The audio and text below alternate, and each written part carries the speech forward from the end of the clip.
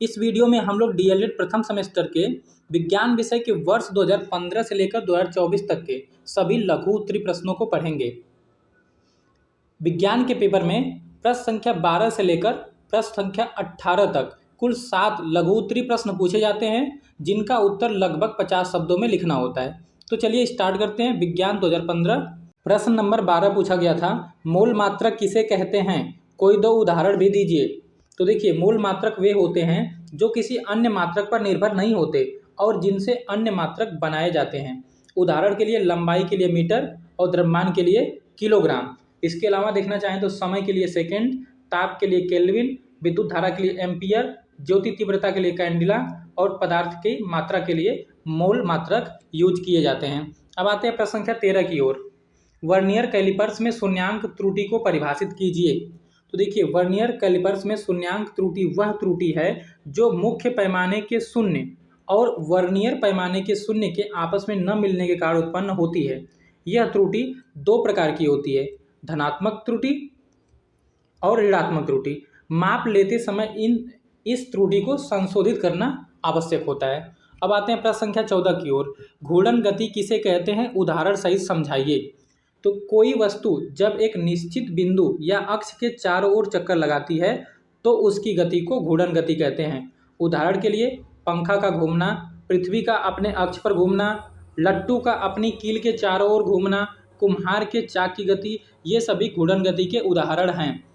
अब प्रश्न संख्या 15, भंगुर तथा अभंगुर पदार्थ किसे कहते हैं? प्रत्येक का एक एक उदाहरण दीजिए। तो भंगुर पदार्थ वे पदार्थ जो थोड़ा सा बल लगाने पर बिना अधिक विरूपण के टूट जाते हैं, जैसे कि कांच या मिट्टी के बर्तन। अभंगुर पदार्थ देख लीजिए, वे पदार्थ जिन पर बल लगाने पर वे टूटने से पहले अस्थायी रूप से विरूपित होते हैं और पतले तार या चादरों में खींचे जा सकते हैं, जैसे कि लोहा और तांबा। प्रश्न संख्या 16, तल छटीकरण प्रक्रिया को समझाइए। तल छटीकरण मतलब सेडिमेंटेशन होता है। वह प्रक्रिया है जिसके द्वारा किसी द्रव जैसे जल में निलंबित अघुलनशील भारी कण गुरुत्वाकर्षण बल के कारण धीरे धीरे नीचे बैठ जाते हैं और तलछट के रूप में जमा हो जाते हैं। यह प्रक्रिया मिश्रणों को उनके घटकों में पृथक करने की एक विधि है। जैसे हम लोग एक बीकर में अगर पानी ले लें और उसमें कुछ मिट्टी को घोल दें तो क्या होता है, वह मिट्टी के जो कण होते हैं कुछ टाइम बाद अगर हम उस पानी को न हिलाएं तो जो मिट्टी के कण हैं वो नीचे बैठ जाते हैं सेडिमेंट्स के रूप में। तो यही प्रक्रिया होती है तल छटीकरण प्रक्रिया। अब आते हैं प्रश्न संख्या 17 की ओर। जल द्वारा बीजों का प्रकीर्णन पर एक लघु टिप्पणी लिखिए। बीजों का प्रकीर्णन मतलब डिस्पर्सल ऑफ सीड जल द्वारा कैसे होता है, इस पर आपको टिप्पणी लिखना है। तो जब बीज जल के माध्यम से एक स्थान से दूसरे स्थान तक पहुँचते हैं तो इसे जल द्वारा प्रकीर्णन कहते हैं। ऐसे बीज हल्के और तैरने योग्य होते हैं। उदाहरण के लिए नारियल का बीज पानी में तैरकर दूर चला जाता है और नई जगह अंकुरित होता है। और कमल का जो पौधा होता है उसमें भी जो प्रकीर्णन होता है वह जल द्वारा ही होता है। अब आते हैं प्रश्न संख्या 18 की ओर। मूसला जड़ तथा अपस्थानिक जड़ के रूपांतरण का चित्र बनाइए। तो चित्र बनाना था, यहाँ पे इसकी थ्योरी लिखी गई है, आप थ्योरी भी एक बार पढ़ लीजिएगा। देखिए, मूसला जड़ का रूपांतरण किस में होता है? शंकु रूप में होता है, तरकु रूप में होता है, कुंभी रूप में। थोड़ा याद भी करिए क्योंकि ये प्रश्न कई बार पूछे गए हैं। जरूर नहीं कि हर जगह चित्र ही पूछा गया, कुछ जगह थ्योरी भी लिखने को पूछा गया है। तो शंकु रूपी किस में होता है? गाजर में। तरकु रूपी किस में होता है? मूली में। और कुंभी रूप किस में होता है? सलजम में। ये तीनों ही मूसला जड़ के रूपांतरण हैं। इसके अलावा अपस्थानिक जड़ का रूपांतरण देखिए, स्तंभ जड़ जिसको प्रॉप रूट बोलते हैं, आरोही जड़ और पुंजित कंदिल जड़। तो ये है तीनों हैं अपस्थानिक जड़ के रूपांतरण। आप नीचे डायग्राम में देख सकते हैं, ये डायग्राम बनाने के लिए बोला गया है। तो यहाँ पर जड़ का रूपांतरण दिखाया गया है। ये देखिए, शंकु रूपी किस में है? ये टैप रूट के हैं, मतलब मूसला जड़ के रूपांतरण। शंकु रूप में किस में दिखता है? गाजर में। और तरकु रूप में किस में दिखता है? मूली में दिखता है। और कुंभी रूप में किस में दिखता है? सलजम में दिखता है। अब इधर देख लीजिए, इस साइड दाहिने साइड जो है ये अपस्थानिक जड़ों का रूपांतरण है। स्तंभ जड़ जो कि बरगद में होता है, आरोही जड़ जो कि पान में देखने को मिलता है, कंदिल जड़ शतावरी नामक पौधे में देखने को मिलता है। तो ये हो गए मूसला जड़ और अपस्थानिक जड़ों के रूपांतरण। अब आते हैं विज्ञान 2015 में विज्ञान का एक और पेपर हुआ था। इसके प्रश्नों को हम लोग देखेंगे। प्रश्न संख्या 12, परागण प्रक्रिया को समझाइए। परागण यानी कि पॉलिनेशन। पॉलिनेशन वह प्रक्रिया है जिसके द्वारा किसी पुष्प के परागकोश से परागकण उसी या उसी प्रजाति के दूसरे पुष्प के वर्तिकाग्र तक पहुंचते हैं। देखिए एक सिंपल मैं समझा रहा हूँ, जैसे इस डायग्राम को देख लीजिए आप, ऊपर आएंगे फिर थ्योरी पे। जैसे देखिए ये क्या है, एक फ्लावर है, पुष्प है। इस पुष्प का जो नर भाग होता है इसमें परागकण होते हैं। इन परागकणों का उसी पुष्प या किसी दूसरे पुष्प, दूसरे पौधे के पुष्प के स्टिग्मा यानी कि वर्तिकाग्र तक पहुंचने की प्रक्रिया को ही परागण कहते हैं। ठीक है, आप देख लीजिए, थ्योरी एक बार पढ़ लीजिए। तो परागण वह प्रक्रिया है जिसके द्वारा किसी पुष्प के परागकोश से परागकण उसी या उसी प्रजाति के दूसरे पुष्प के वर्तिकाग्र तक पहुंचते हैं। परागण की प्रक्रिया में कीट, वायु, जल, पक्षी आदि माध्यम का कार्य करते हैं। कई बार माध्यम भी पूछ लिया जाता है। तो कीट, वायु, जल और पक्षी। परागण के पश्चात निषेचन होता है जिससे बीज और फल का निर्माण होता है। अब ये दो प्रकार का होता है, एक होता है स्वपरागण और एक दूसरा होता है परपरागण। देखिए ये परागण कई बार पूछा गया, इसलिए थोड़ा सा समझ लीजिए। स्वपरागण क्या होता है, जब एक ही पुष्प के परागकोश से निकलकर परागकण एक ही पुष्प के परागकोश से निकलकर उसी पुष्प के वर्तिकाग्र पर जाते हैं तो उसको कहते हैं स्वपरागण। वहीं जब किसी एक पुष्प के परागकोश से परागकण निकलकर किसी दूसरे पौधे के या किसी दूसरे पुष्प के वर्तिकाग्र पर पहुंचते हैं तो उसको बोलते हैं परपरागण। अब आते हैं प्रश्न संख्या 13 की ओर। आप यहाँ पे इमेज भी देख सकते हैं। अब आते हैं प्रश्न संख्या 13, कीटों के उड़ने हेतु अनुकूलन की विशेषताएं लिखिए। तो देखिए कीटों के शरीर का आकार हल्का होता है। इनमें उड़ने के लिए 2 जोड़ी या 1 जोड़ी पंख होते हैं जो झिल्लीदार और हल्के होते हैं और ये उड़ने में सहायक हैं। विकसित श्वास रंध्र, हल्का बाह्यकंकाल और पंखों की विशेष संरचना कीटों को उड़ने में मदद करते हैं। उदाहरण के लिए तितली और मधुमक्खी। अब आते हैं प्रश्न संख्या 14 की ओर। सिद्ध कीजिए कि पदार्थ के कणों के बीच रिक्त स्थान होता है। तो देखिए इसे एक साधारण प्रयोग से सिद्ध किया जा सकता है। जब हम पानी या द्रव में नमक या चीनी जैसे ठोस पदार्थ घोलते हैं तो पानी के स्तर में कोई वृद्धि नहीं होती है। ऐसा इसलिए होता है क्योंकि नमक या चीनी के कण टूटकर पानी के अणुओं के बीच मौजूद रिक्त स्थानों में समायोजित हो जाते हैं। यह सिद्ध करता है कि पदार्थ चाहे वह द्रव हो या ठोस कणों से बना होता है और इन कणों के बीच रिक्त स्थान होता है। अब आते हैं प्रश्न संख्या 15 की ओर। अलैंगिक जनन की 5 विधियों या प्रकारों के नाम लिखिए। तो अलैंगिक जनन की 5 विधियां नीचे लिखी गई हैं। विखंडन, मुकुलन, खंडन, बीजाणु जनन और कायिक प्रवर्धन। विखंडन किस में होता है, अमीबा में। मुकुलन ईस्ट या खमीर में। खंडन स्पायरोगाइरा में। बीजाणु द्वारा जनन किस में होगा, राइजोपस में। और कायिक प्रवर्धन होता है आलू और गुलाब में। अब आते हैं प्रश्न संख्या 16 की ओर। प्रकंद तथा अंतः भूस्तारी को चित्रों की सहायता से प्रदर्शित कीजिए। तो देखिए प्रकंद जिसको राइजोम बोलते हैं भूमि के भीतर क्षैतिज दिशा में बढ़ता है। उदाहरण के लिए अदरक। यहाँ अदरक में देख सकते हैं आप, ये क्या बनाया गया है, यहाँ पर राइजोम या प्रकंद दिखाया गया है। अंतःभूस्तारी जिसको कॉर्म भी बोलते हैं, गोल तथा ठोस तना होता है जिसकी सतह पर सल्क पत्र होते हैं। उदाहरण के लिए अरबी। अरबी का पौधा अगर आप देखें, अरबी, और इसमें भी देख लीजिए ये जो मिंट यानी कि क्या डालते हैं आप लोग, पुदीना। तो पुदीना में भी इस प्रकार के अंतःभूस्तारी यानी कि कॉर्म को देखा जा सकता है। चलिए अब आगे बढ़ते हैं प्रश्न संख्या 17 की ओर। जल द्वारा बीजों के प्रकीर्णन पर एक लघु टिप्पणी लिखिए। देखिए ये प्रश्न दोबारा पूछा गया है, पढ़ लेते हैं जल्दी से। जब बीज जल के माध्यम से एक स्थान से दूसरे स्थान तक पहुंचते हैं तो इसे जल द्वारा प्रकीर्णन कहते हैं। ऐसे बीज हल्के और तैरने योग्य होते हैं। उदाहरण के लिए नारियल का बीज पानी में तैरकर दूर तक चला जाता है और नई जगह अंकुरित होता है। मैंने आपको बताया कि कमल का जो पौधा होता है, कमल का जो पुष्प होता है, उसमें भी जल द्वारा ही प्रकीर्णन होता है। अब आते हैं प्रश्न संख्या 18। प्रकाश संश्लेषण क्या है, इसकी क्रियाविधि को बताइए। प्रकाश संश्लेषण यानी फोटोसिंथेसिस। प्रकाश संश्लेषण वह क्रिया है जिसके द्वारा हरे पौधे सूर्य के प्रकाश ऊर्जा का उपयोग करके कार्बन डाइऑक्साइड और जल की सहायता से अपने भोजन का निर्माण करते हैं। वह भोजन ग्लूकोज के रूप में तैयार करते हैं, इसलिए यहाँ पे ग्लूकोज लिखा हुआ है, और ऑक्सीजन गैस मुक्त करते हैं। ये प्रक्रिया पौधों की कोशिकाओं में स्थित क्लोरोफिल की उपस्थिति में होती है। अब इसका सूत्र देख लीजिए। प्रकाश संश्लेषण का रासायनिक सूत्र 6CO2 + 12H2O क्या बनता है मिलके, C6H12O6 ये ग्लूकोज बनता है, 6O2 ऑक्सीजन और 6H2O जलवाष्प। और इसमें क्या उपस्थित होना चाहिए, क्लोरोफिल और प्रकाश की ऊर्जा। अब आते हैं विज्ञान 2016 की ओर। प्रश्न संख्या 12, मरुस्थलीय पौधों की पत्तियां प्रायः नुकीली क्यों होती हैं, इन पौधों की मुख्य विशेषताएं क्या हैं। तो देखिए, मरुस्थलीय पौधों की पत्तियां प्रायः नुकीली या कांटेदार इसलिए होती हैं ताकि वाष्पोत्सर्जन यानी कि ट्रांसपिरेशन द्वारा होने वाली जल की हानि को कम किया जा सके। पत्ती के क्षेत्रफल को कम करके ये पौधे शुष्क और गर्म वातावरण में पानी बचाते हैं। अब इन पौधों की कुछ मुख्य विशेषताएं देख लेते हैं हम लोग। मुख्य विशेषताएं क्या हैं कि पत्तियां कांटों में बदल जाती हैं या छोटी होती हैं। दूसरा, तना मांसल और मोटा होता है जो पानी को संग्रहित करता है।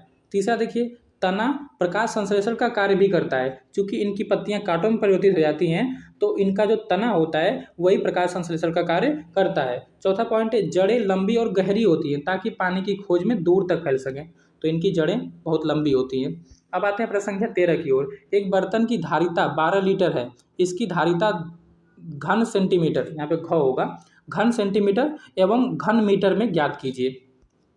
तो हम जानते हैं कि देखिए, 1 लीटर बराबर होता है 1000 घन सेंटीमीटर, 1 लीटर में 1000 घन सेंटीमीटर, तो 12 लीटर में 12000 घन सेंटीमीटर।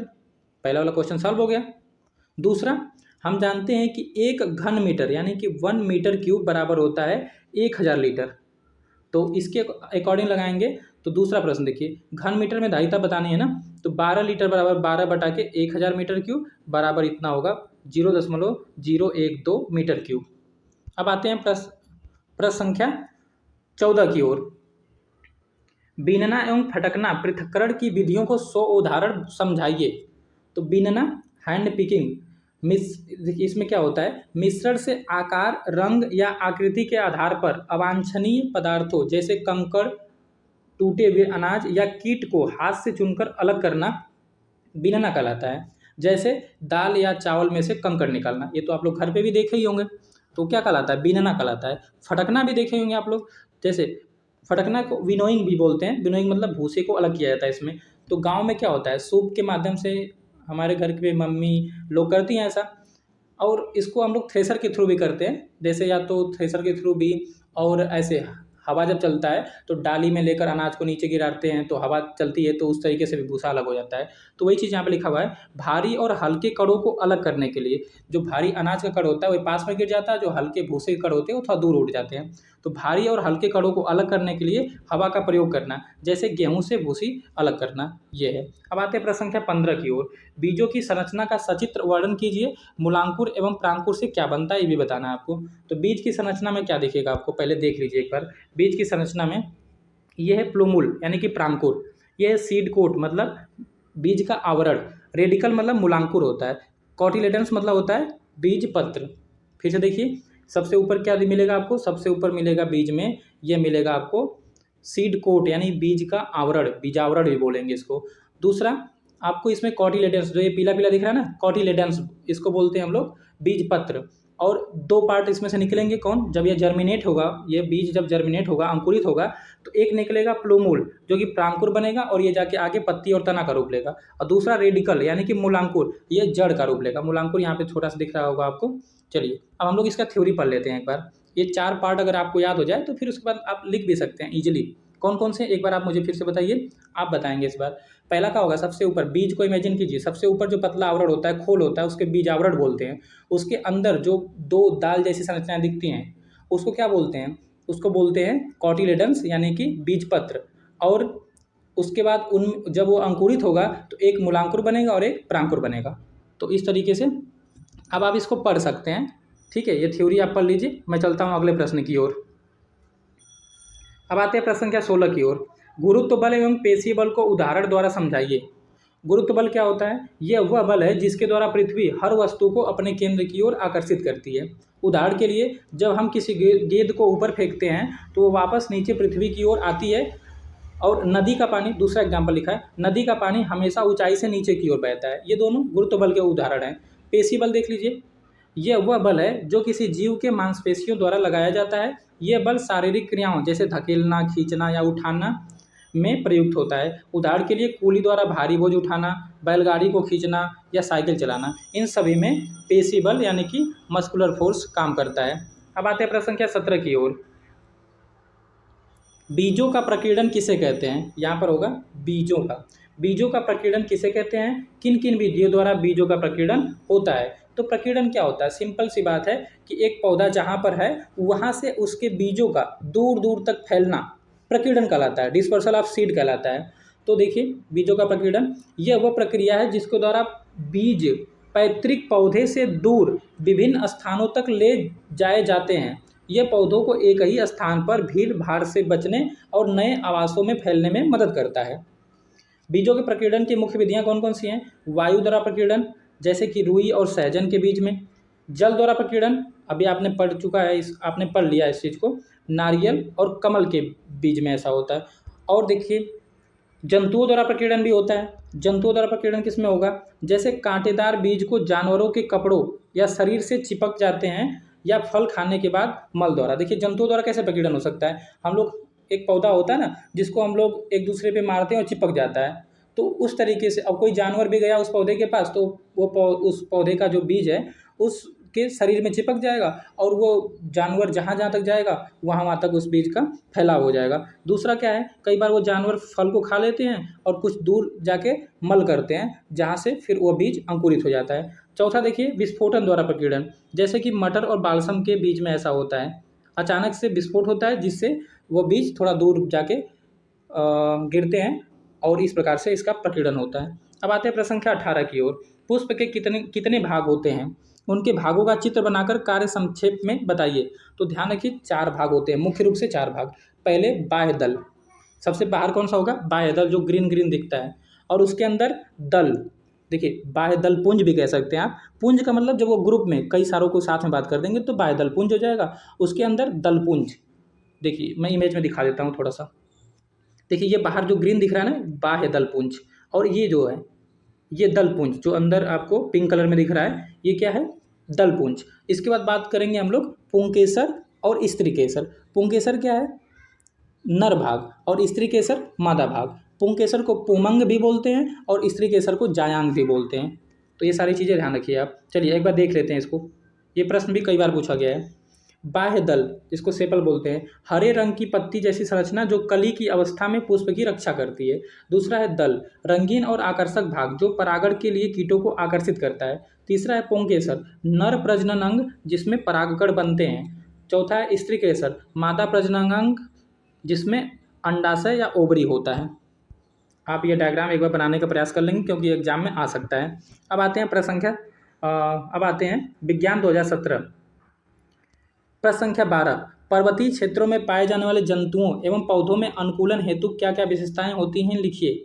तो पर्वतीय क्षेत्रों में देखिए, पौधे के बारे में पहले लिखेंगे, जंतुओं और पौधों दोनों के बारे में लिखना है। तो पहले पौधे को देख लेते हैं। यहाँ के वृक्ष प्रायः शंकुधारी होते हैं ताकि बर्फ आसानी से फिसल जाए। इनकी पत्तियाँ मोम क्यूटिकल वाली या सुई जैसी होती हैं, मोम जैसी चिकनी होती हैं और सुई जैसी होती हैं, जिससे पानी का वाष्पोत्सर्जन और बर्फ का जमाव कम होता है, जैसे कि देवदार और चीड़। ये क्या है? ये हैं पर्वतीय पौधे। अब जंतुओं के बारे में देख लीजिए। जंतुओं में शरीर को गर्म रखने के लिए मोटी त्वचा और घने फर होते हैं, और उनके छोटे कान और अंग होते हैं ताकि ताप की हानि कम हो। उनके खुर उबड़ खाबड़ रास्तों पर चलने के लिए अनुकूलित होते हैं, जैसे कि याक और हिम तेंदुआ आदि में। तो ये रहा पर्वतीय क्षेत्रों में पाए जाने वाले जंतु और पौधों में अनुकूलन। अब आते हैं हम लोग प्रश्न संख्या 13 की ओर। गति किसे कहते हैं? गति के कौन कौन से नियम हैं, लिखिए। तो जब कोई वस्तु समय के साथ किसी स्थिर बिंदु के सापेक्ष अपनी स्थिति में परिवर्तन करती है तो वस्तु की यह अवस्था गति कहलाती है। गति के नियम, प्रसिद्ध वैज्ञानिक सर आइजैक न्यूटन ने गति के 3 मूलभूत नियम दिए हैं। प्रथम नियम, जिसको जड़त्व का नियम भी कहते हैं, यदि कोई वस्तु विराम में है तो विराम में रहेगी, और गति में है तो गति में रहेगी जब तक उस पर कोई बाह्य बल न लगाया जाए। द्वितीय नियम देखिए, जिसको संवेग का नियम भी बोलते हैं। किसी वस्तु के संवेग परिवर्तन की दर लगाए गए बल के समानुपाती होता है। इसी से F यानी कि फोर्स का फार्मूला निकल के आता है, F बराबर ma फार्मूला निकल के आता है। तीसरा देख लीजिए, तृतीय नियम, क्रिया प्रतिक्रिया का नियम कहा जाता है। प्रत्येक क्रिया की सदैव बराबर एवं विपरीत प्रतिक्रिया होती है। अब आते हैं प्रश्न संख्या 14 की ओर। अमरबेल, सिंघाड़ा एवं आर्किड में किस किस प्रकार की जड़ें सहारा देने वाली होती हैं और वे किस प्रकार एक दूसरे से भिन्न हैं, ये बताना है।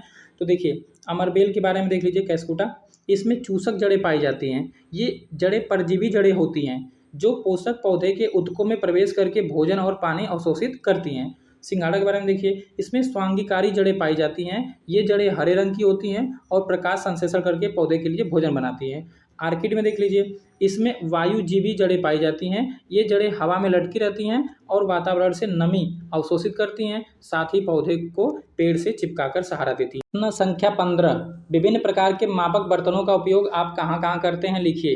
तो देखिए मापक बर्तनों का उपयोग मुख्य रूप से द्रवों की धारिता मापने के लिए किया जाता है। एग्जाम्पल के लिए देखिए कहाँ कहाँ पर, किराना और डेयरी में, जैसे कि दूध, तेल या अन्य तरल खाद्य पदार्थों को मापने के लिए लीटर और मिलीलीटर वाले मानक मापक बर्तनों का उपयोग किया जाता है। रसोई घर में देख लीजिए, खाना पकाने में सामग्री जैसे कि आटा, चीनी, तेल को सटीक रूप से मापने के लिए मेजरिंग कप और मेजरिंग स्पून का उपयोग किया जाता है। जैसे हम लोग भी कभी चावल बनाना है तो बोल देते हैं कि दो दो गिलास या 2 कटोरी आप चावल डाल दो, 1 चम्मच चीनी डाल दो या 2 चम्मच मसाला डाल दो। इस तरीके की चीज़ों को यूज करते हैं ना हम लोग भी। तो वो सब क्या है, वो सब है मापक बर्तन का हम लोग उपयोग कर रहे हैं। प्रयोगशालाओं में देख लीजिए, रसायन विज्ञान और जीव विज्ञान की प्रयोगशालाओं में रासायनिक घोलों को मापने के लिए बीकर और ग्रेजुएटेड सिलेंडर और पीपेट का उपयोग होता है। अब ये सारी चीज़ें तो हम लोगों ने देखा नहीं है। बीकर तो आपने देखा ही होगा, ग्रेजुएटेड सिलेंडर और पीपेट ये तो हम लोगों ने नहीं देखा है, तो कोई बात नहीं, इसको नहीं लिखेंगे, जो देखें उसको लिख देंगे। अब आते हैं दवाइयों को। देखिए दवाइयाँ खाने में भी कैसे उपयोग होता है इनका। डॉक्टर द्वारा बताई गई खुराक जैसे सिरप को मापने के लिए छोटे मापक चम्मच का उपयोग होता है। अब आते हैं प्रश्न संख्या 16 की ओर। ठोस, द्रव एवं गैस की आणविक संरचना का सचित्र वर्णन कीजिए। तो पहले चित्र देख लीजिए, चित्र बहुत इंपॉर्टेंट होते हैं, थोड़ा कम लिखेंगे आप ना तो भी आपको मार्क्स मिल जाते हैं। तो चित्र पहले देख लीजिए कौन सा चित्र बनाना है। तो ये रहा आपका सॉलिड मतलब ठोस, ये रहा लिक्विड मतलब द्रव, और ये रहा गैस। बस कितना सिंपल सा है, आप बना लेंगे। अब आते हैं इसका, देखिए थ्योरी पढ़ लेते हैं। तो इनकी आणविक संरचना का वर्णन करना है। ठोस के अणु देख लीजिए, ठोस के अणु एक दूसरे के बहुत पास होते हैं और उनके बीच का आकर्षण बल बहुत अधिक होता है। अणु केवल अपने स्थान पर कंपन कर सकते हैं। इनका निश्चित आकार और निश्चित आयतन होता है। द्रव के बारे में देखिए, द्रव के अणु एक दूसरे के पास होते हैं लेकिन उनके बीच की दूरी ठोस से थोड़ी अधिक होती है। इनके अणु स्वतंत्र रूप से घूम सकते हैं। इनका आयतन निश्चित होता है लेकिन आकार अनिश्चित होता है। गैस को देख लीजिए, गैस के अणु एक दूसरे से बहुत दूर होते हैं और उनके बीच का आकर्षण बल नगण्य होता है। अणु तेजी से यादृच्छिक गति कर सकते हैं और इनका आकार और आयतन दोनों ही अनिश्चित होता है। अब आते हैं प्रश्न संख्या 17 की ओर। बीजों के प्रकीर्णन किस किस माध्यम द्वारा होते हैं, लिखिए। तो देखिए बीजों का प्रकीर्णन हम लोगों ने ये प्रश्न पढ़ लिया है। तो प्रकीर्णन क्या होता है, किसी भी पौधे के बीज का उस पैतृक पौधे से के स्थान से दूर स्थान तक फैलना या पहुंचना प्रकीर्णन कहलाता है। और किस किस विधियों से द्वारा होता है, वायु द्वारा होता है। वायु द्वारा किसमें, रुई और सहजन के बीच में। जल द्वारा नारियल और कमल के बीच में। जंतुओं द्वारा कैसे कैसे, कपड़ों और शरीर से चिपक कर। दूसरा, फल खाने के बाद मल द्वारा। और विस्फोटन द्वारा भी होता है, किसमें होता है, मटर और बालसन के बीच में। तो चलिए आगे बढ़ते हैं प्रश्न संख्या 18 की ओर। बीजों के अंकुरण का नामांकित चित्र बनाइए। बीजों के अंकुरण का बताना है। तो बीजों के अंकुरण के मुख्य चरण यहाँ पे लिखे गए हैं। पहले चरण में क्या होता है, बीज पानी को अवशोषित करता है और फूल जाता है। दूसरा, बीजावरण फटता है। मैंने आपको बीज के बारे में बताया था ना कि सबसे ऊपर क्या मिलता है, बीजावरण। तो बीजावरण फट जाता है दूसरे चरण में। तीसरे चरण में क्या होगा, मूलांकुर पहले बाहर निकलता है और नीचे की ओर जमीन में प्राथमिक जड़ बनाता है। चौथे चरण में क्या होगा, इसके बाद प्रांकुर ऊपर की ओर वृद्धि करता है और तने तथा पत्तियां बनाता है। तो बिल्कुल आसान सा प्रोसेस है, एक बार आप समझ जाएंगे तो फिर कोई दिक्कत नहीं है। देखिए ये रहा बीज, फिर यहाँ से क्या निकला, यहाँ पर टीयरिंग हो जाता है सीड कोड का। पहले आप एक इमेज दिखाएंगे जिसमें से टीयरिंग हो गया, मतलब कि बीज आवरण फट जाता है। उसके बाद रेडिकल यानी कि मूलांकुर निकल रहा है नीचे की ओर। उसके बाद क्या हुआ, ये प्राइमरी रूट बन गया इससे। उसके बाद आपका प्रांकुर ऊपर की ओर निकल जाता है। तो इस प्रकार से ये पूरा पौधा बन जाता है। अब आते हैं विज्ञान 2018, प्रश्न संख्या 12। वाष्प तथा गैस में क्या अंतर है, लिखिए।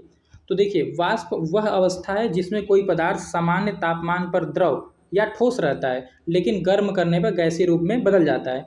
इसे केवल दाब बढ़ाकर और तापमान कम किए बिना द्रव में बदला जा सकता है, जैसे कि जलवाष्प। वहीं गैस की बात करें तो गैस वह अवस्था है जिसमें पदार्थ सामान्य ताप पर ही गैसीय अवस्था में रहता है। इसे द्रव में बदलने के लिए दाब बढ़ाने के साथ साथ तापमान भी कम करना पड़ता है। इसमें क्या था कि केवल दाब बढ़ा दिए आप तो वह द्रव में बदल जा रहा था, लेकिन गैस में ऐसा नहीं है। गैस में दाब बढ़ाने के साथ साथ तापमान भी कम करना पड़ता है। एग्जाम्पल के लिए ऑक्सीजन और हाइड्रोजन। अब आते हैं प्रश्न संख्या 13 की ओर। मुकुलन से क्या आशय है, उदाहरण सहित स्पष्ट कीजिए। तो मुकुलन यानी कि बर्डिंग अलैंगिक जनन की एक विधि है जिसमें जीव के शरीर पर एक या एक से अधिक कलिकाएं, जिसको बड कहते हैं, विकसित होते हैं। ये कलिकाएं पहले छोटी और फिर बड़ी होकर जनक जीव से अलग हो जाती हैं और एक नया स्वतंत्र जीव बनाती हैं। उदाहरण के लिए ईस्ट और हाइड्रा में मुकुलन होता है। यहाँ पे आप इसका डायग्राम देख सकते हैं, बर्डिंग यानी कि मुकुलन का। अब आते हैं प्रश्न संख्या 14 की ओर। सरल एवं संयुक्त पत्ती में अंतर स्पष्ट कीजिए। तो सरल पत्ती को देख लीजिए, इसमें एक एकल पर्णफलक होता है। यहाँ पे देखिए इसका लेमिना क्या है, एक ही है, इसका पर्णफलक एक ही है। दूसरा इसमें देखिए पर्णफलक का कटाव मुख्य सिरा या पर्णवृंत तक नहीं पहुँचता है। उदाहरण के लिए आम, अमरूद और पीपल। अब संयुक्त पत्ती को देख लीजिए, संयुक्त पत्ती में है इसका पर्णफलक कटा हुआ होता है और कई छोटे छोटे पत्तों में विभाजित होता है जिन्हें पर्णक कहते हैं। यहाँ पे देखिए कई सारे पत्ते हैं ना छोटे छोटे। और देखिए दूसरा पॉइंट, पर्णक के कटाव मुख्य सिरा या पर्णवृंत तक पहुँच जाते हैं। उदाहरण के लिए नीम, गुलाब और इमली। अब आते हैं प्रश्न संख्या 15 की ओर। संवेग संरक्षण का नियम लिखिए। तो संवेग संरक्षण का नियम कहता है कि यदि किसी प्रणाली पर कोई बाह्य बल न लगाया जाए तो प्रणाली का कुल संवेग स्थिर रहता है, अर्थात किसी घटना से पहले और बाद का कुल संवेग समान रहता है। आप इसको इस तरीके से भी दिखा सकते हैं, m1u1 plus m2u2 equals to m1v1 plus m2v2। उदाहरण के लिए बंदूक चलाने पर गोली आगे बढ़ती है और बंदूक पीछे की ओर झटका खाती है। इसमें संवेग संरक्षण का सिद्धांत काम करता है। जो बंदूक पीछे की ओर झटका दे रही है ना, इसमें संवेग संरक्षण का सिद्धांत है। अब आते हैं प्रश्न संख्या 16 की ओर। अदिश एवं सदिश राशि में अंतर देकर स्पष्ट कीजिए। तो भौतिक राशियां जिन्हें व्यक्त करने के लिए केवल परिमाण की आवश्यकता होती है, दिशा की नहीं, केवल मैग्नीट्यूड की जरूरत होगी, डायरेक्शन की नहीं। इन्हें बीजगणितीय नियमों के अनुसार जोड़ा या घटाया जाता है, जैसे कि द्रव्यमान, दूरी, समय, चाल, आयतन, ताप, कार्य, ऊर्जा। ये सभी क्या हैं, अदिश राशियां हैं। अब वहीं सदिश राशि की बात कर लें तो वे भौतिक राशियां जिन्हें व्यक्त करने के लिए परिमाण के साथ साथ दिशा की भी आवश्यकता होती है, उन्हें सदिश राशियां कहते हैं। इन्हें सदिश योग के विशेष नियम के अनुसार जोड़ा जाता है। एग्जाम्पल के लिए विस्थापन, वेग, त्वरण, बल, संवेग, भार आदि। प्रश्न संख्या 17, परागण किसे कहते हैं, यह कितने प्रकार का होता है। तो मैंने परागण आपको समझाया था कि एक पुष्प के परागकोश से परागकणों का किसी दूसरे पुष्प के वर्तिकाग्र तक पहुंचना परागण कहलाता है। और परागण की प्रक्रिया में कीट, वायु, जल, पक्षी आदि माध्यम का कार्य करते हैं। परागण के पश्चात ही निषेचन होता है, जिससे बीज और फल का निर्माण होता है। परागण दो प्रकार का होता है, स्वपरागण, परपरागण। स्वपरागण मतलब एक ही फूल में ये क्रिया होगा, परपरागण एक फूल से दूसरे फूल में होगा। अब आते हैं प्रश्न संख्या 18 की ओर। एक बर्तन की धारिता 12 लीटर है, इसकी धारिता घन सेंटीमीटर में ज्ञात कीजिए। यह प्रश्न देखिए रिपीट है, पीछे भी हम लोगों ने किया है। वहाँ पर दो प्रश्न पूछा गया था, घन मीटर में भी और घन सेंटीमीटर में भी। यहाँ पे केवल घन सेंटीमीटर में पूछा गया है। तो देखिए हम जानते हैं कि 1 लीटर बराबर होता है 1000 घन सेंटीमीटर। 1 लीटर बराबर 1000 घन सेंटीमीटर। तो 12 लीटर बराबर 12 गुणा 1000 बराबर 12000 घन सेंटीमीटर। कितना आसान है, बहुत आसान है। अब आते हैं विज्ञान 2019 की ओर। गति किसे कहते हैं, गति के प्रकार लिखिए। तो देखिए जब कोई वस्तु समय के साथ अपनी स्थिति में परिवर्तन करती है तो उसे गति कहते हैं। गति के प्रकार में देख लीजिए, रेखीय गति, जब वस्तु एक सीधी रेखा में चलती है जैसे कि गिरता हुआ पत्थर। दोलन गति, जब वस्तु एक निश्चित बिंदु के आगे पीछे गति करती है जैसे कि झूले की गति। तीसरा है घूर्णन गति, जब वस्तु किसी अक्ष के चारों ओर घूमती है जैसे लट्टू का घूमना, पृथ्वी का अपने अक्ष पर घूमना, ये सब क्या है, घूर्णन गति है। वृत्तीय गति देख लीजिए, जब वस्तु एक ही वृत्त पर चलती है जैसे कि घड़ी के सेकंड की सुई का सिरा। ठीक, अब आते हैं प्रश्न संख्या 13 की ओर। जरायुज और अंडयुज में क्या अंतर है? जरायुज यानी कि वीवी पेरस और अंडयुज माने ओविपेरस। तो देखिए जरायुज ये विकसित शिशु को जन्म देते हैं। दूसरा, भ्रूण का विकास माँ के शरीर के अंदर होता है। उदाहरण के लिए मनुष्य, गाय और कुत्ता ये सभी जरायुज के उदाहरण हैं। अब वहीं अंडयुज की बात कर लें तो इसमें क्या होता है, ये अंडे देते हैं जिनसे शिशु बाहर आते हैं। भ्रूण का विकास माँ के शरीर के बाहर अंडे के अंदर होता है और इसके एग्जाम्पल है मछली, मेढक, सांप, पक्षी आदि। अब आते हैं प्रश्न संख्या 14 की ओर। मरुस्थलीय पौधों की पत्तियां प्रायः नुकीली क्यों होती हैं? इन पौधों की मुख्य विशेषताएं क्या हैं? यह प्रश्न दोबारा पूछा गया है, देख लीजिए ध्यान से। मरुस्थलीय पौधों की पत्तियां प्रायः नुकीली या कांटेदार इसलिए होती हैं ताकि वाष्पोत्सर्जन यानी कि ट्रांसपिरेशन द्वारा होने वाली जल की हानि को कम किया जा सके। पत्ती के क्षेत्रफल को कम करके ये पौधे शुष्क और गर्म वातावरण में पानी बचाते हैं। इनके मुख्य विशेषताएं क्या हैं कि पत्तियां कांटों में बदल जाती हैं या छोटी होती हैं। तना मांसल और मोटा होता है जो पानी को संग्रहित करता है। तीसरा है तना प्रकाश संश्लेषण का कार्य भी करता है क्योंकि पत्तियां नहीं होती हैं या बहुत छोटी होती हैं। चौथा है जड़ें लंबी और गहरी होती हैं ताकि पानी की खोज में वो दूर तक फैल सके क्योंकि वहाँ पर मरुस्थलीय एरिया में पानी कम पाया जाता है। अब आते हैं प्रश्न संख्या 15 की ओर। पुष्प के कितने भाग होते हैं? प्रत्येक का नाम लिखिए। तो देखिए पुष्प के मुख्यतः 4 भाग होते हैं, बाह्य दल या बाह्य पुंज, दल या दलपुंज, और उसके बाद पुंकेसर और स्त्री केसर। बिल्कुल आसान है। पुंकेसर को पुमंग और स्त्री केसर को जायांग भी बोला जाता है। तो देख लीजिए, पढ़ लीजिए इस बार। बाह्यदल हरे रंग की पत्ती जैसी संरचना जो कली की अवस्था में पुष्प की रक्षा करती है। दल क्या होता है? रंगीन और आकर्षक भाग होते हैं जो परागण के लिए कीटों को आकर्षित करता है। पुंकेसर क्या होता है? नर प्रजनन अंग है जिसमें परागकण बनते हैं। और स्त्री केसर क्या है? मादा प्रजनन अंग है जिसमें अंडाशय या ओवरी होता है। ठीक है, अब आते हैं, ये इमेज आप देख लीजिएगा। अब प्रश्न संख्या 16, तंबाकू के सेवन से होने वाली 2 हानियां लिखिए। तो तंबाकू के सेवन से होने वाली मुख्य हानियों में देखेंगे फेफड़ों का कैंसर और श्वसन संबंधी रोग। तो तंबाकू में मौजूद निकोटीन और अन्य हानिकारक रसायन फेफड़ों को नुकसान पहुंचाते हैं जिससे कैंसर और ब्रोंकाइटिस जैसे गंभीर श्वसन रोग होते हैं। अब आते हैं पॉइंट नंबर 2, हृदय और रक्त वाहिकाओं की बीमारियां। हृदय और रक्त वाहिकाओं की बीमारियां भी होती हैं। यह रक्तचाप ब्लड प्रेशर को बढ़ाता है जिससे हृदय रोग, हार्ट अटैक और स्ट्रोक का खतरा बहुत अधिक बढ़ जाता है। तो ये रहे सभी तंबाकू के सेवन से होने वाली मुख्य हानियां। अब आते हैं प्रश्न संख्या 17 की ओर। मृत्तिका किसे कहते हैं? इसमें किस प्रकार की मिट्टी उपयोग में लाई जाती है? तो मृत्तिका वह मिट्टी है जिससे मिट्टी के बर्तन, खिलौने या मूर्तियां बनाई जाती हैं। इसमें देखिए किस प्रकार की मिट्टी उपयोग में लाई जाती है। तो मृत्तिका के लिए मुख्य रूप से चिकनी मिट्टी का उपयोग किया जाता है। इस मिट्टी के कण बहुत ही महीन होते हैं और यह पानी मिलाने पर अत्यधिक सुघट्टे या प्लास्टिक जैसी हो जाती है जिससे इसे आसानी से ढाला जा सकता है और पकाए जाने पर यह कठोर हो जाती है। प्रश्न संख्या 18, पर परागण के 2 लाभ लिखिए। तो पर परागण के लाभ देखना है, क्रॉस पॉलिनेशन बोलते हैं इसको। पर परागण में एक फूल के परागकण दूसरे पौधे पर स्थित फूल के वर्तिकाग्र तक पहुँचते हैं। इसके 2 मुख्य लाभ निम्नलिखित में हैं। कौन कौन से? पहला देखिए, पर परागण से पौधों में आनुवांशिक विविधता उत्पन्न होती है जिससे नई व उपयोगी जातियां विकसित होती हैं। इससे पौधे अधिक स्वस्थ, मजबूत तथा रोग प्रतिरोधक बनते हैं। पॉइंट नंबर 2, पर परागण द्वारा विकसित फल एवं बीज बड़े होते हैं, स्वादिष्ट होते हैं और अच्छी गुणवत्ता वाले होते हैं जिससे उपज भी बढ़ती है। तो ये पर परागण के 2 लाभ हैं। अब विज्ञान 2020 का हम लोग देखेंगे प्रश्नोत्तर।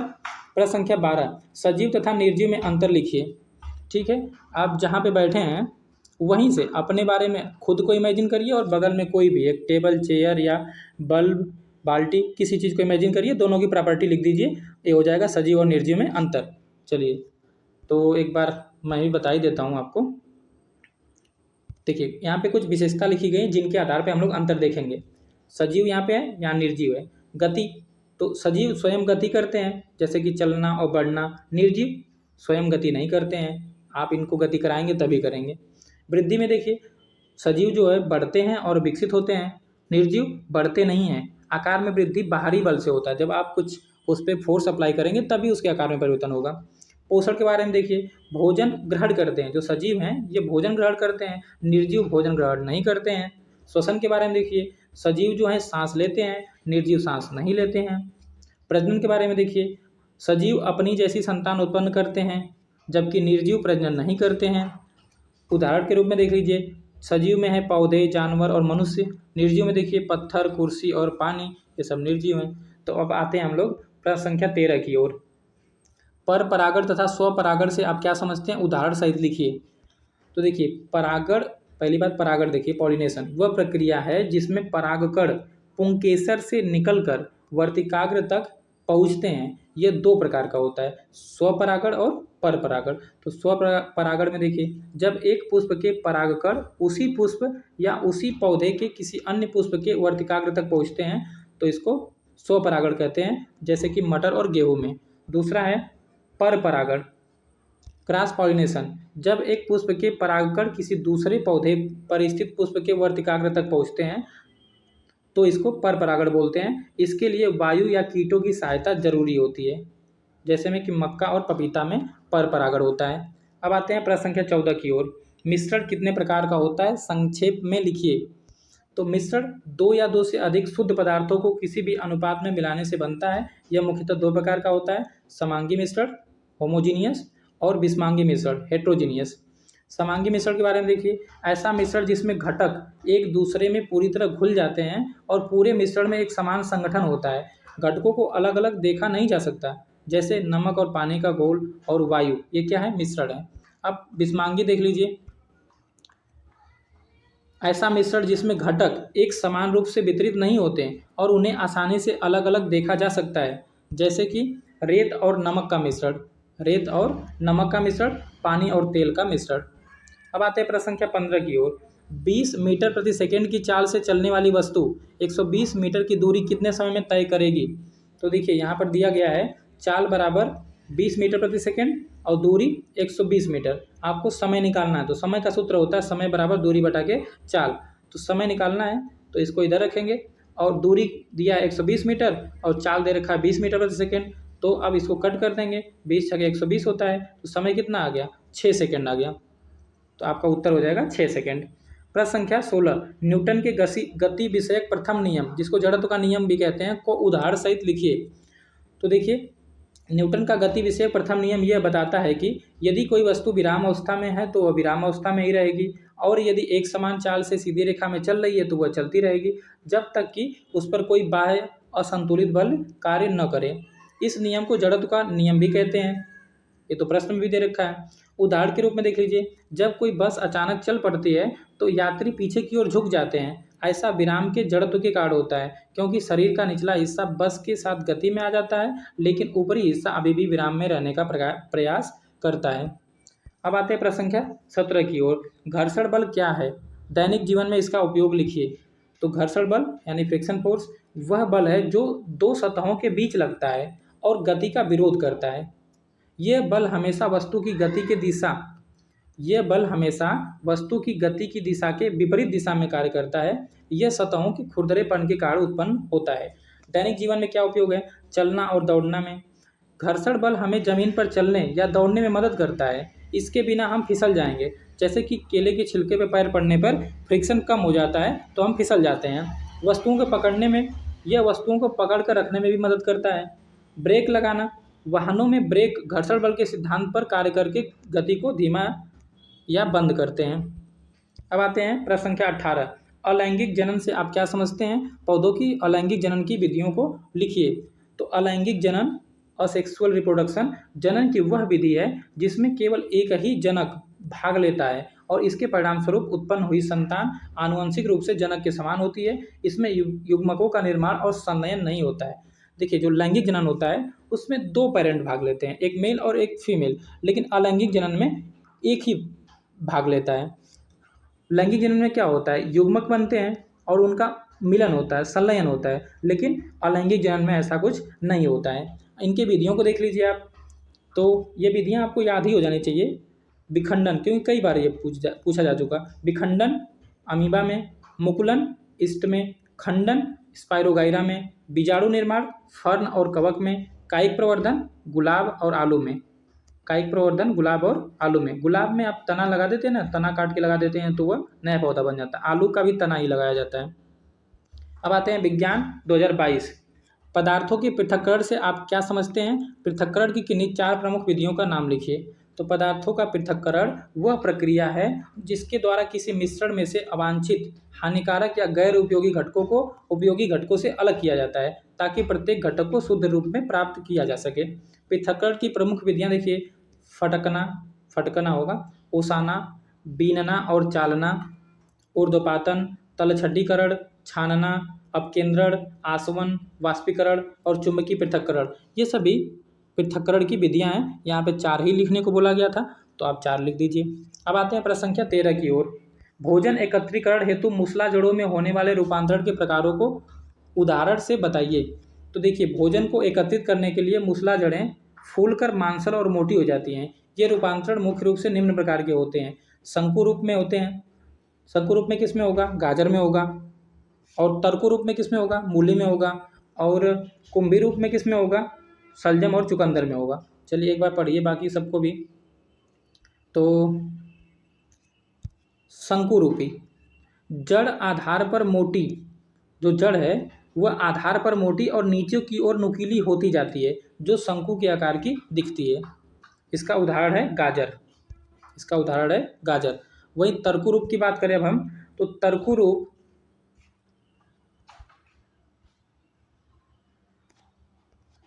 रूप जड़ बीच में, इसमें क्या होता है, जड़ बीच में मोटी और दोनों सिरों पर पतली होती है, जैसे कि मूली में। तीसरा पॉइंट देखिए, कुंभी रूपी जड़ ऊपरी भाग में अत्यधिक गोल या फूली हुई होती है और निचले सिरे पर अचानक पतली हो जाती है, जैसे कि शलजम और चुकंदर में। अब आते हैं प्रश्न संख्या 14 की ओर। कायिक प्रवर्धन से आप क्या समझते हैं? पत्ती द्वारा कायिकी प्रवर्धन को उदाहरण से समझाइए।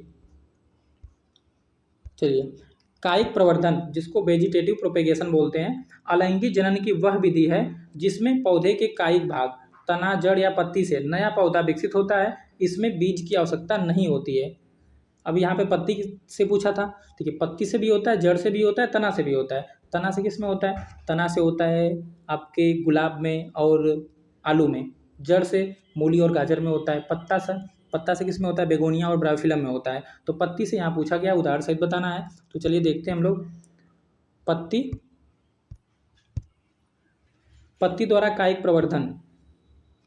कुछ पौधों में पत्ती के किनारे पर स्थित पर्णकलिकाओं से नए पौधे विकसित होते हैं। ये कलिकाएं पत्ती के जनक पौधे से अलग होकर अनुकूल परिस्थितियों में स्वतंत्र नए पौधों को जन्म देती हैं। उदाहरण के रूप में ब्रायोफिलम पौधे की पत्तियों के किनारों पर छोटे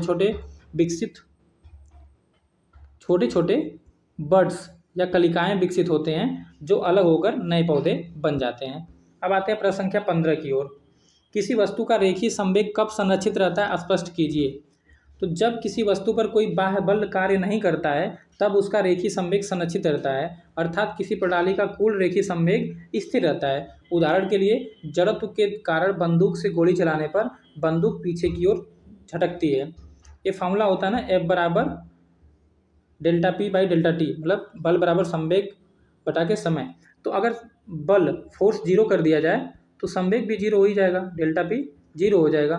तो इस तरीके से भी हम कह सकते हैं कि बल न लगने पर संवेग संरक्षित रहता है। अब आते हैं प्रश्न संख्या 16 की ओर। तत्व तथा यौगिक में अंतर लिखिए। तत्व और यौगिक में अंतर लिखना है।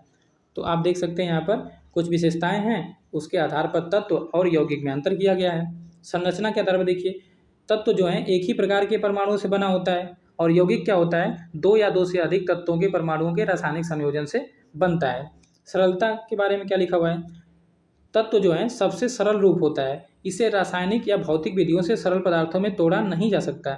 जबकि यौगिक क्या होता है? इसे केवल रासायनिक विधियों द्वारा ही अपने घटक तत्वों में तोड़ा जा सकता है। अनुपात देख लीजिए, तत्व कोई अनुपात नहीं होता है, लेकिन यौगिक में क्या होता है? घटक तत्वों का भार के अनुसार निश्चित अनुपात होता है, तभी यौगिक बनते हैं। आगे देखिए, गुण के बारे में क्या लिखा हुआ है कि इनके गुण परमाणु के समान होते हैं। जो तत्व हैं इनके गुण उनके परमाणुओं के समान होते हैं, जबकि यौगिक में क्या होता है? इनके गुण घटक तत्वों के गुणों से पूरी तरह भिन्न होते हैं। ठीक है, उदाहरण के लिए ऑक्सीजन, सोना और हाइड्रोजन। और कंपाउंड में देख लीजिए, यौगिक में जल होता है, नमक होता है, कार्बन डाइऑक्साइड, ऐसे बहुत से ऑप्शन आप लिख सकते हैं। प्रश्न 17 है, दोलन तथा कंपन गति में उदाहरण सहित अंतर स्पष्ट कीजिए। तो देखिए यहाँ पर है विशेषता, और इधर दोलन गति और इधर कंपन गति। पहली विशेषता आवृत्ति के अनुसार हम लोग देखेंगे तो दोलन गति कम आवृत्ति वाली गति होती है, जबकि कंपन गति अधिक आवृत्ति वाली गति होती है, यानी कि ये तेज होती है। और आयाम के आधार पर देखिए, दोलन गति में अधिक आयाम होता है, यानी कि विस्थापन अधिक होता है, जबकि कंपन गति में कम आयाम होता है, यानी विस्थापन कम होता है। और स्वरूप देखिए, दोलन गति में इसे आमतौर पर आंखों से देखा जा सकता है, जबकि कंपन गति को प्रायः आंखों से देखना कठिन होता है, यह महसूस किया जाता है। उदाहरण के रूप में देख लीजिए, दोलन गति का उदाहरण है झूले की गति, दीवार घड़ी के पेंडुलम की गति। और कंपन गति के देख लीजिए उदाहरण है गिटार के तार को खींचने पर उसकी गति। अब आते हैं प्रश्न संख्या 18 की ओर। प्रश्न संख्या 18 है बीजांड की आंतरिक संरचना का नामांकित चित्र बनाइए। तो दोस्तों यहाँ पर चित्र थोड़ा गलत लग गया है, क्लियर विजिबिलिटी तो नहीं है, चित्र सही है, बस विजिबिलिटी क्लियर नहीं हुई है। तो आप लोग इसको एक बार गूगल से आप देखकर तैयार कर सकते हैं। अब आते हैं हम लोग विज्ञान 2023 की ओर। प्रश्न संख्या 12 भोजन एकत्रीकरण हेतु तने में होने वाले रूपांतरण को उदाहरण सहित समझाइए। तो देखिए, हम लोग इस प्रश्न को पहले भी कर चुके हैं कि तने में रूपांतरण भोजन एकत्र करने के लिए होता है, जिससे तना मांसल मोटा और फूला हुआ बन जाता है। यह पौधे को विपरीत परिस्थितियों में जीवित रखने में मदद करता है। ये रूपांतरण मुख्य रूप से भूमिगत तने में पाए जाते हैं, जैसे कंद या ट्यूबर। किस में मिलेगा आपको? ट्यूबर मिलेगा आलू में। क्या होता है इसमें? यह भूमिगत तने का फूला हुआ सिरा है जिसमें भोजन जमा रहता है। इस पर आँखें नामक कलिकाएं होती हैं जिनसे नए पौधे उगते हैं। दूसरा देखिए प्रकंद, जिसको राइजोम भी बोला जाता है। यह भूमि के अंदर क्षैतिज रूप से बढ़ता है और मोटा होता है। इस पर पर्वसंधियां और पर्व होते हैं, नोड और इंटरनोड होते हैं, जैसे कि अदरक और हल्दी में। अब आते हैं हम लोग प्रश्न संख्या 13 की ओर। बल से क्या अभिप्राय है? बल के विभिन्न प्रकारों का उदाहरण सहित संक्षिप्त वर्णन कीजिए। तो बल एक बाह्य कारक है जो किसी वस्तु की विराम अवस्था या गति की अवस्था में परिवर्तन करता है या परिवर्तन करने का प्रयास करता है। यह एक सदिश राशि होता है। अब बल बराबर होता है ma, यानी कि बल बराबर द्रव्यमान गुणा त्वरण होता है। बल के विभिन्न प्रकार कौन कौन से होते हैं? तो बल में होता है पेशीय बल, घर्षण बल और गुरुत्वाकर्षण बल। पेशीय बल क्या है? वह बल जो मांसपेशियों द्वारा लगाया जाता है। घर्षण बल क्या होता है? वह बल जो दो सतहों के संपर्क में आने पर उनकी गति का विरोध करता है। गुरुत्वाकर्षण बल क्या होता है? वह बल जिससे पृथ्वी सभी वस्तुओं को अपनी ओर आकर्षित करती है। इसका एग्जाम्पल भी आप नीचे देख सकते हैं। तो उदाहरण भी पूछा ही गया था, तो देख लीजिए। पेशी बल का उदाहरण है किसी वस्तु को उठाना, साइकिल चलाना। घर्षण बल का उदाहरण जमीन पर चलना, ब्रेक लगाकर गाड़ी रोकना। गुरुत्वाकर्षण बल का उदाहरण है पेड़ से फल का गिरना। अब हम लोग प्रश्न संख्या 14 की ओर आएंगे। ठोस, द्रव एवं गैस की आणविक संरचना का सचित्र वर्णन कीजिए। तो पहले आप चित्र देख लीजिए, ये प्रश्न भी रिपीट ही है, ठोस, द्रव और गैस। अब एक बार पढ़ लीजिएगा, ठीक है। ये प्रश्न दोबारा पूछा गया है। अब आते हैं प्रश्न संख्या 15 की ओर। बेलन की लंबाई तथा वृत्त के व्यास का मापन किस यंत्र से किया जाता है? उसका नाम बताते हुए उस यंत्र का अल्पतमांक लिखिए। तो बेलन की लंबाई और वृत्त के व्यास का मापन एक उच्च परिशुद्धता वाले यंत्र से किया जाता है, जिसे वर्नियर कैलिपर्स कहते हैं, ठीक है। यंत्र का नाम क्या है? Vernier calipers. और इसका अल्पतमांक बताना है। तो यह वह सबसे छोटी माप है जो यंत्र से यथार्थता के साथ मापी जा सकती है। सामान्यतः वर्नियर कैलिपर का अल्पतमांक 0.01 सेंटीमीटर या 0.1 मिलीमीटर होता है। प्रश्न संख्या 16 है वाष्पन और क्वथन में अंतर बताइए। तो देखिए, यहाँ पर है अंतर का आधार, किस आधार पर हम लोग अंतर करेंगे। और ये रहा आपका वाष्पन और ये रहा आपका क्वथन। अब तापमान देखिए, तापमान के आधार पर किसी भी तापमान पर होता है क्या चीज़? वाष्पन किसी भी तापमान पर होता है। क्वथन को देखिए, केवल एक निश्चित तापमान पर होता है जिसे क्वथनांक कहते हैं। जल के लिए यह 100 डिग्री सेल्सियस होता है।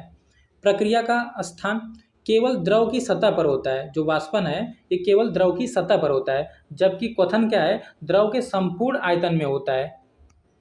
तीसरा देखिए गति। वाष्पन एक धीमी और शांत प्रक्रिया है, जबकि क्वथन क्या है? एक तेज और हिंसक प्रक्रिया। हिंसक का अर्थ मतलब यह है कि आप अगर इसके संपर्क में आते हैं क्वथन के समय तो आप उसमें जल सकते हैं। अब बाहरी ऊष्मा मतलब वाष्पन में क्या होता है? बाहरी ऊष्मा की आवश्यकता नहीं होती है। अगर आप एक कमरे में पानी गिरा दीजिए तो कुछ टाइम बाद गायब हो जाता है। तो क्या आपने कोई ऊष्मा दिया? नहीं, वो अपने से गायब हो जाता है। किस प्रक्रिया से? वाष्पन से। जबकि क्वथन के लिए बाहरी ऊष्मा की आवश्यकता होती है। आप पानी को गर्म करते हैं तब वो खौलता है, जब वो खौलता है तो उसी को हम लोग बोलते हैं क्वथन। अब आते हैं प्रश्न संख्या 17 की ओर। ऊर्जा के नवीकरणीय तथा अनवीकरणीय स्रोतों से आप क्या समझते हैं, उदाहरण देकर समझाइए। तो देखिए, नवीकरणीय ऊर्जा स्रोत क्या है, ये वे स्रोत हैं जो प्राकृतिक प्रक्रियाओं द्वारा लगातार फिर से भरते रहते हैं और ये असीमित माने जाते हैं। इनके उपयोग से पर्यावरण को कम हानि होती है, जैसे सौर ऊर्जा, पवन ऊर्जा, जल विद्युत ऊर्जा। जबकि अनवीकरणीय ऊर्जा स्रोत देख लीजिए, ये वे स्रोत हैं जो सीमित मात्रा में उपलब्ध हैं और जिनके निर्माण में लाखों वर्ष लगते हैं। एक बार उपयोग करने पर ये समाप्त हो जाते हैं, जैसे कोयला, पेट्रोलियम, प्राकृतिक गैस और नाभिकीय ऊर्जा यानी कि न्यूक्लियर एनर्जी। अब आते हैं प्रश्न संख्या 18 की ओर। पोषण के आधार पर पादप और जंतु में अंतर समझाइए। तो पोषण के आधार पर पादप और जंतु में मुख्य अंतर उनके भोजन बनाने तथा प्राप्त करने की विधि में है। जैसे पादप में देख लीजिए, इनको स्वपोषी बोला जाता है। वे प्रकाश संश्लेषण प्रक्रिया द्वारा सूर्य के प्रकाश, कार्बन डाइऑक्साइड और जल का उपयोग करके अपना भोजन स्वयं बनाते हैं। वे खाद्य श्रृंखला में उत्पादक, प्रोड्यूसर के रूप में कार्य करते हैं। जंतु में देख लीजिए, ये इनको विषमपोषी या परपोषी कहते हैं। वे अपना भोजन स्वयं नहीं बनाते, वे ऊर्जा और पोषक तत्वों के लिए सीधे या परोक्ष रूप से पौधों या अन्य जीवों पर निर्भर रहते हैं। वे खाद्य श्रृंखला में उपभोक्ता या कंज्यूमर के रूप में कार्य करते हैं। अब आते हैं विज्ञान 2024, प्रश्न संख्या 12। एक सरल पत्ती का नामांकित चित्र बनाइए। तो सरल पत्ती में पर्णफलक एकल अविभाजित इकाई होता है। यहाँ पे देखिए, ये जो पर्णफलक है ये एक एकल के रूप में है। पत्ती के मुख्य भाग निम्नांकित हैं। देखिए, पर्णफलक या लेमिना, पर्णफलक या लेमिना, पत्ती का चौड़ा और चपटा और हरा भाग जो ये देख रहे हैं आप ना, ये क्या है, इसका लेमिना है।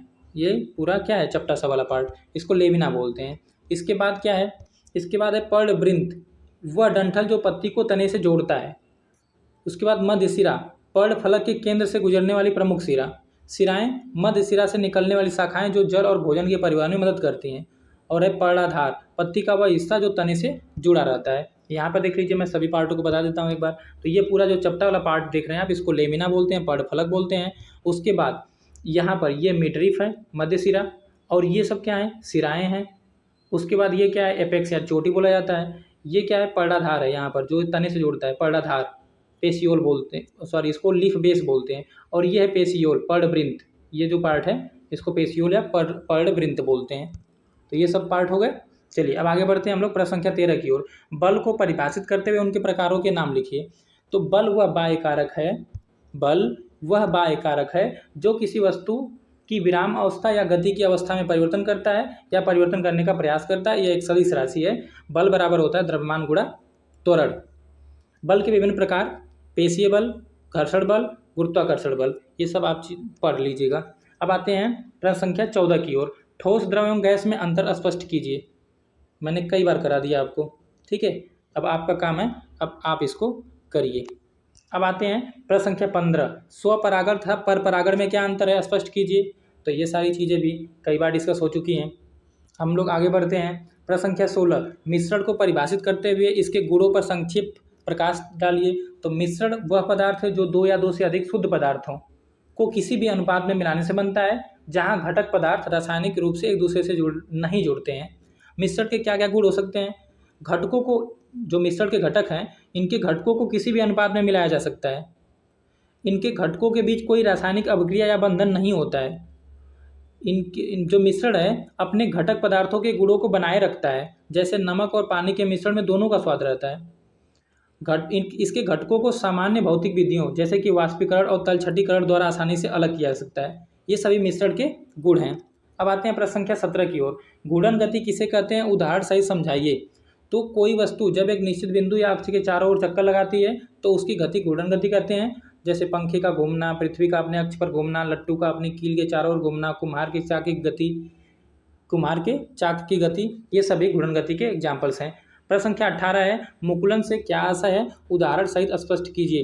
तो मुकुलन यानी कि बडिंग अलैंगिक जनन की एक विधि है जिसमें जीव के शरीर पर एक या एक से अधिक नलिकाएं या बड विकसित होते हैं। ये कलिकाएं पहले छोटी और फिर बड़ी होकर जनक जीव से अलग हो